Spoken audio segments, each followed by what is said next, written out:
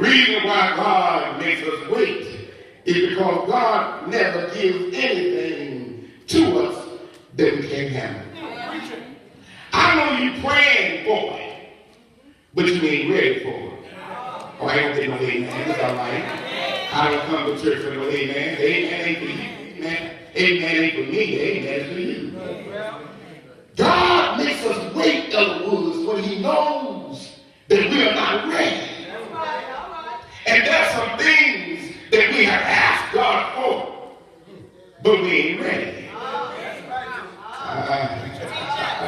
There's some prayers that we have prayed, and when we got up in doubt, because even we had to question ourselves, if God bless me today, am I ready? I heard somebody say, I wish I could win that $1.3 billion. I said, why would God bless you with $1.3 billion when it's hard for you to hold on to $100? Why would God bless you with $1 billion for you to blow it in the year like the 9% of the other folk that win it? Whenever you're not ready, God makes you wait. Yes, sir. Yeah, he makes you wait. In other words, when God makes you wait, he's getting you prepared to handle what you're praying for. Want a new house? Anybody want a new house? And you ain't got your house yet? I don't want to be nobody mad, but let me go ahead and tell the truth. The reason why you ain't got your new house is because you ain't appreciate the place you live in.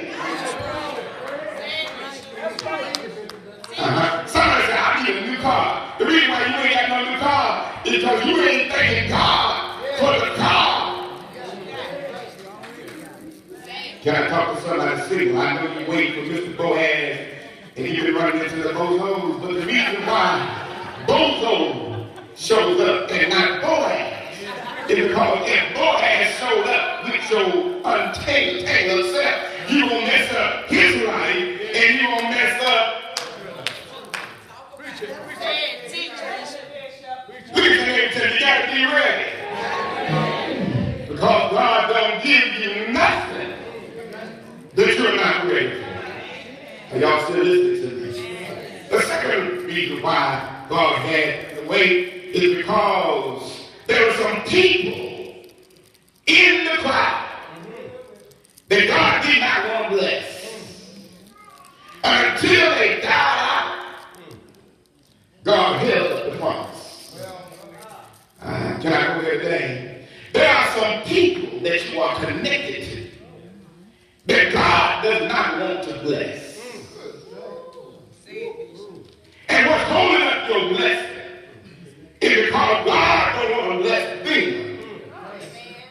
But God wants to bless you. And until you get rid of them,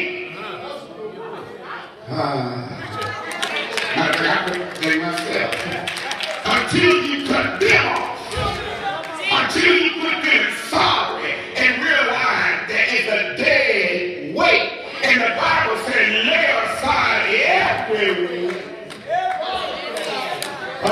Like your neighbor said, he preaching to me right now. Because there's some weight that I need to get rid of. There are some people that I'm connected to. I've changed my number 3 times, but every time I change my number, some kind of way they find out my number. And even when they can't get the number, they're on my Facebook page, and then they call me through Facebook telephone.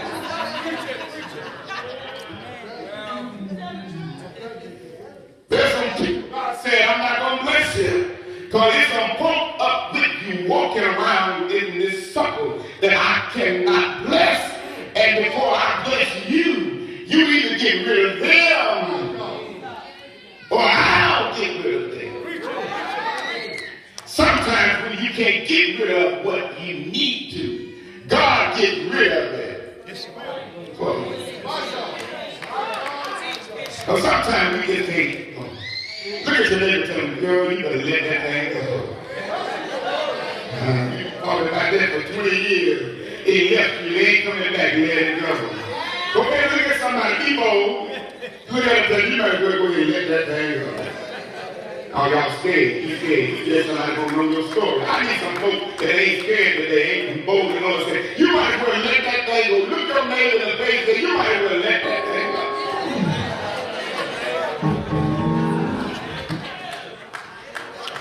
You praying every night wasting time. Because every time God looks at you, you praying against, oh, by the way, Lord, please bless me and bless all of my friends. And what you don't know is God got a problem with some of your friends. Yes, sir. As a matter of fact, can I be real for about 1 minute? You have a problem with some of your friends. I wish I had the mic. I hold it out like that. I mean, can we be real for about 2 minutes? You have a problem with some of the folk that you are connected to. And unfortunately, some of them folk are in your family. And you can't get rid of your family. So when you can't get rid of it, if you don't leave it, God will make it leave you. Somebody should have shouted like that. I said, if you can't leave it, God will make it leave you. So can I help somebody today? When somebody waved at you for the last time and said, I'm not going to ever call you again. I'm not going to have nothing else to do with you again. I'm through with you. Before you put your towel to your eyes, you ought to get up and give God a praise. You ought to tell him, thank you. Because God just handled some of your business.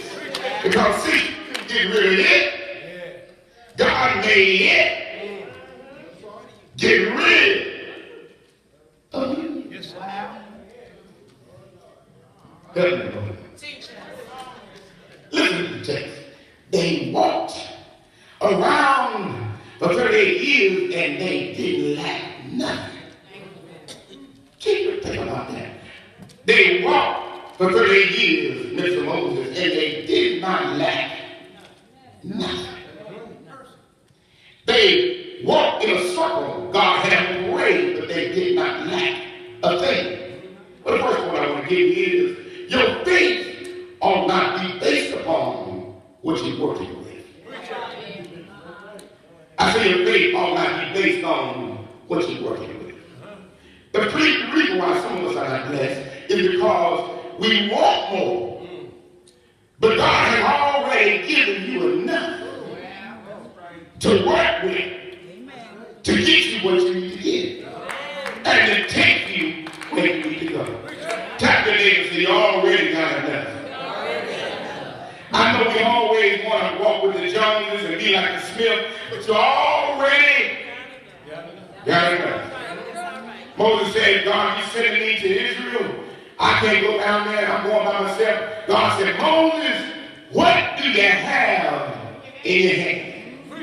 Moses said, all I got is a staff. He said, take the staff and throw it on the ground. And the staff turned into a snake. And then Moses looked at the snake, grabbed the snake, and the snake turned it back into a staff. God said, you already got enough. Yes, sir. When David got ready to fight Goliath, Saul said, put on my armor and my shield. David said, no, I don't need your helmet. I don't need your shield. I don't need your armor. I already got enough. Yes, sir. He took 5 smooth stones out of a creek and put a slingshot in his hand and ran out to Goliath and said, Goliath, you come to kill me with a sword and a shield, but I come in the name of the God of Israel. He wound up his sling, and a slingshot killed the lion.